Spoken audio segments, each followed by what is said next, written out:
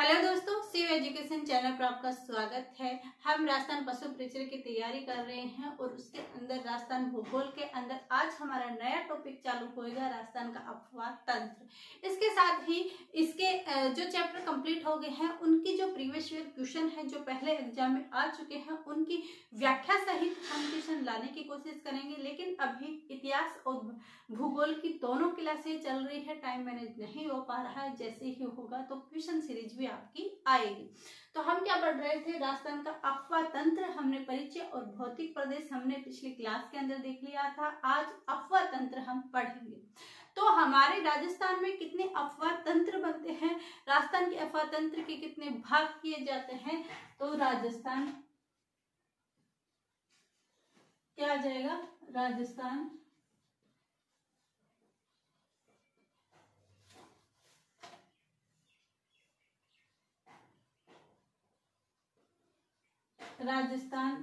के अपवाद तंत्र के भाग।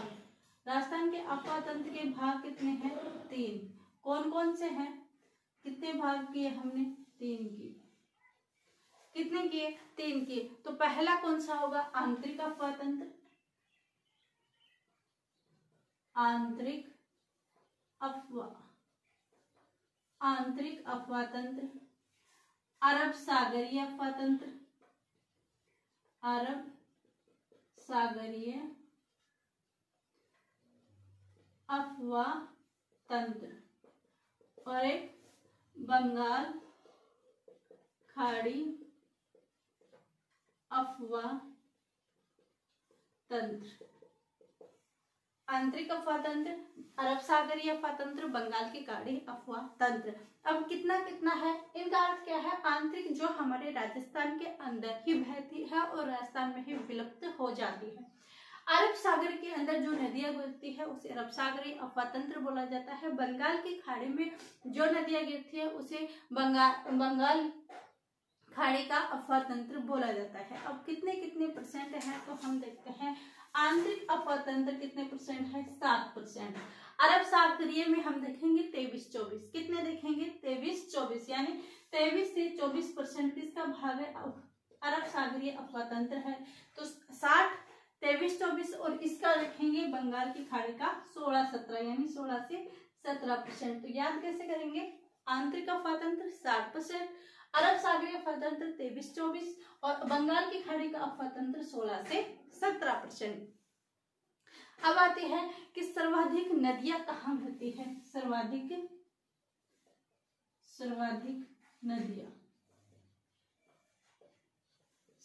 नदियों के अंदर हम देखते हैं तो क्या क्या आते हैं कि सर्वाधिक नदियों का उद्गम किस जिले में होता है, और सर्वाधिक नदियों का बहाव किस जिले में होता है, और सर्वाधिक नदियों का कौन से संभाग में बहती है। तो सर्वाधिक नदियों का उद्गम बहाव और संभाग, यानी कौन से संभाग के अंदर बहती है। तो उद्गम कहाँ आ जाएगा, उदयपुर में सर्वाधिक नदियों का उद्गम होता है। और सर्वाधिक नदियों का बहाव कहाँ होता है, सर्वाधिक नदियों का बहाव चित्तौड़ में होता है। और सर्वाधिक नदियों का संभाग कौन सा है, वो है कोटा संभाग। सर्वाधिक नदियों का संभाग कौन सा है, कोटा संभाग। सर्वाधिक नदियों का उद्गम उदयपुर में, बहाव चित्तौड़ में, और संभाग कोटा संभाग की सर्वाधिक नदियां हमने देख ली। अब क्वेश्चन आता है, और पिछली परीक्षाओं में बहुत बार पूछा हो गया है कि नदी विहीन क्षेत्र कौन से थे। तो हमने याद कर रखा था बीकानेर और चूरू। क्या याद कर रखा, बीकानेर और चूरू। लेकिन एक जिला और आ चुका है, वो कौन सा है, फलोदी। तो अब 2 मत करना, अब करना है 3। तो नदी विहीन क्षेत्र, नदी विहीन क्षेत्र के अंदर कौन कौन से आ जाएंगे, नदी विहीन क्षेत्र भी एक तो आता था पहले बीकानेर, एक आ जाएगा चूरू, और एक और आएगा आपके बाद फलोदी। क्योंकि जिले चेंज होने से जो जिले बन चुके हैं, जिनका नोटिफिकेशन, अनुशंसा, घोषणा सारी चीजें हो चुकी है, वो जिले मान्य होंगे। 3 जिले की सिर्फ घोषणा हुई थी, अनुशंसा नहीं हुई थी, तो वो चीजें नहीं मान्य होगी। तो नदी विहीन क्षेत्र बीकानेर, चूरू और फलोदी ये नदी विहीन क्षेत्र है। अब नदियों में नेक्स्ट क्वेश्चन हमारे पास आता है कि सर्वाधिक अफवाह तंत्र, सर्वाधिक सबसे बड़ा बेसिन और सबसे बड़ा अफवाह तंत्र और सर्वाधिक जल ग्रहण वाली नदियां कौन सी है, ये 4 क्वेश्चन हमसे पूछा जाता है। तो राजस्थान में नदियां, राजस्थान में नदियां, राजस्थान में नदियां, राजस्थान में नदियों के अंदर सबसे पहले हमसे पूछा जाता है कि राजस्थान में सबसे बड़ी नदी बेसिन कौन सा है, सबसे बड़ी नदी बेसिन। अब सबसे बड़ी नदी बेसिन अगर हमें देखना है तो हम क्या करेंगे, अगर हम ऐसे याद करें कि लूनी हो गई, चंबल हो गई, बनास हो गई, माई हो गई, ये मैंने 4 क्वेश्चन की, 4 क्वेश्चन में सिर्फ ये 4 नदियां ही घूमेगी जो कि कंफ्यूजन बन जाएगी। लेकिन हमें कंफ्यूजन नहीं करना है, हमें याद करना है, और चाहे याद करना है तो शब्दों को हम तोड़े मरोड़े या कुछ भी करें, हमारा उद्देश्य है कि सिर्फ हमें याद करना, चीजें हमारे समझ में आनी चाहिए, रटना नहीं है हमें। तो इस चीज के अंदर हम देखते हैं कि अगर कोई के पास सबसे बड़ा क्षेत्र रहेगा, सबसे बड़ी चीजें रहेगी, तो अगर वो ऊंचाई पर है तो वो ऊंचाई पर कैसे पहुंचा होगा, ये तो है नहीं कि उसके पास किसी ने लाके रख दिया होगा कुछ भी अमानत या कुछ भी चीजें, भाई आपको ये इतना सोना, इतनी ये चीजें ले लो, आप तो महान बन जाओगे, ये चीजें नहीं। अगर आदमी कुछ काबिलियत पे पहुंचता है तो सिर्फ अपनी मेहनत से पहुंचता है। तो इसके अंदर सबसे बड़ी नदी बेसिन है, इन्होंने भी मेहनत कही होगी, तो क्या होगी, लू बन के चमक। अगर कोई भी आदमी अपने हाई लेवल पर पहुंचता है, लेकिन अगर आप उसका बैकवर्ड देखोगे तो रियली में वो मेहनत करके ही पूछा होगा, वो कितनी मेहनत किया होगा, कितने कितने कारणों से वो गुजरा होगा, वो चीजें वही जानता है। तो इसमें भी सबसे बड़ी नदी बेसिन है, क्या है, सबसे बड़ी नदी बेसिन है, तो क्या करेगा, ये लू बन के चमकेगा। क्योंकि जब लू के कितनी गर्म लू होती है उसके लगते हैं तो आदमी का दिमाग पागल हो जाता है। तो लू बन के चमक, लू बन के चमक। अगर ये बड़ा है, अगर बड़ा बनना है तो लू खानी पड़ेगी और लू बन के चमकना पड़ेगा।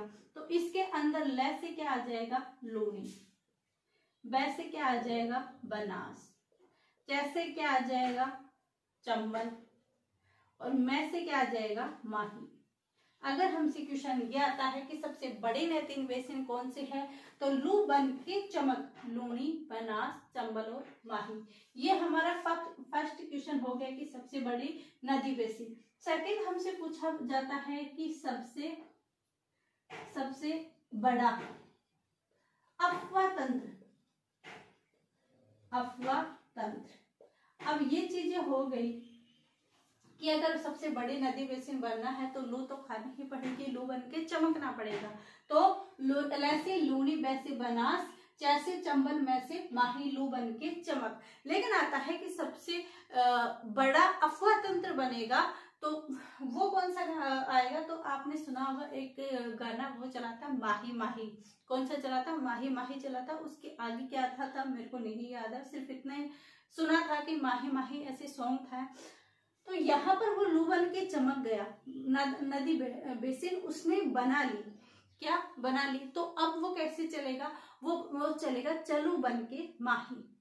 अगर सबसे नदी बेसिन उसने बड़ा बनाया है, लू बन के उसने चमका है, उसके बाद उसका सबसे बड़ा अफवाह तंत्र बन चुका है, तो सबसे बड़ा अफवाह तंत्र बन चुका है, तो वो कैसे चलेगा, चलू बन के माही। क्या बन के चलेगा, चलू बन के माही। तो सबसे बड़ा अफवाह तंत्र में क्या ध्यान रखोगे, चलू।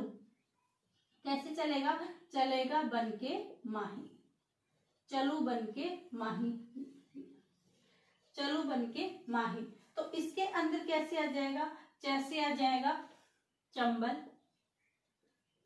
और लैसे आ जाएगा लूनी, बैसे आ जाएगा बनास, और मैं से आ जाएगा माही। अब ये देखिए, अब देखिए आप दोनों चीजें, दोनों लाइन सेम सेम लग रही है। अगर आप ऐसे रटने बैठते तो ये लूनी, बनास, चंबल के अंदर ही सिमट के रह जाते और क्वेश्चन भी गलत हो जाता। तो इन चीजें से क्या होगा, क्वेश्चन गलत नहीं होगा, एक आप ज्यादा से ज्यादा 5 या 7 बार इसको पढ़ोगे, याद करोगे, जिंदगी में कभी आपका ये क्वेश्चन गलत नहीं होगा। तो सबसे बड़ी नदी में सिंह, लू बन के चमक, लूनी, बनास, चंबल और माही। सबसे बड़ा अफवाह तंत्र याद करना है तो चलू बन के माही, चंबल, लूनी, बनास और माही। तीसरी चीजें हम देखते हैं कि तीसरी चीजें क्या आता है, सर्वाधिक जल सतह वाली नदियां, सर्वाधिक जल सतह वाली नदियां, सर्वाधिक जल सतह वाली नदियां। सर्वाधिक जल सतह वाली नदियों के अंदर आपको देखना है तो क्या करेंगे, लू बन के चमक गए और चलो बन के माही भी हो गया। अब आएगा चाब मालू, सारी चीजें आपके पास हो गई तो क्या करेगा, अब चाबेगा। कैसे चाबेगा, चाब, कौन चाबेगा, चाब मालू। सर्वाधिक जल सतह वाली नदियां, यानी आपके पास सर्वाधिक जल सतह वाली नदियां आपके पास आ गई। तो अब क्या कर दो आप, पानी आपके पास आ चुका है तो अब क्या करो, चाब मालू। क्या, चाब मालू। तो चाब मालू में वही चीजें हमें ध्यान रखनी है, जैसे आ जाएगा चंबल, वैसे आ जाएगा बनास, और मैं से आ जाएगा माही, और ले से आ जाएगा लूनी। हमें ये चीजें ध्यान रखनी है, ये चीजें ध्यान रखनी है कि जल सतह में आएगा चाब मालू। बड़ा अफवाह तंत्र अगर बना है तो बड़ा अफवाह तंत्र अगर बन गया तो अब कैसे चलेगा, चलो बन के माही। और सबसे बड़ी नदियां अगर इसके अंदर आई है, क्या, सबसे बड़ी नदियां इसके अंदर आई है तो लू बन के चमक। एक क्वेश्चन और रह जाता है हमारा, वो कौन सा, कि सर्वाधिक जल सतह वाली नदियां तो हमने देख ली, लेकिन सर्वाधिक जल ग्रहण वाली नदियां, तो हम यहां पर लिख देंगे कि सर्वाधिक जल ग्रहण वाली नदियां। अब देखेंगे हम सर्वाधिक जल ग्रहण वाली नदियां। अब इसके अंदर आप एक चीज ध्यान रखना कि सर्वाधिक जल ग्रहण वाली नदियां हैं, यानी जल ग्रहण है, सर्वाधिक जल ग्रहण वो करेगी, यानी गहरी वो नदियां होगी। सर्वाधिक जल ग्रहण करेगी तो क्या होगी, उसकी गहराई भी ज्यादा होगी। अब क्या होता है, गहराई ज्यादा होगी तो उसमें डूबने का डर रहता है। ये चीजें हम सिर्फ याद करने की वजह से ले रहे हैं, इसे कोई भी अपने दिल पर मत लेना है और कोई भी चीजें गलत वे में मत लेके जाना है। ओनली ऑन सिर्फ एक फर्स्ट टारगेट है कि इसको सिर्फ याद करना।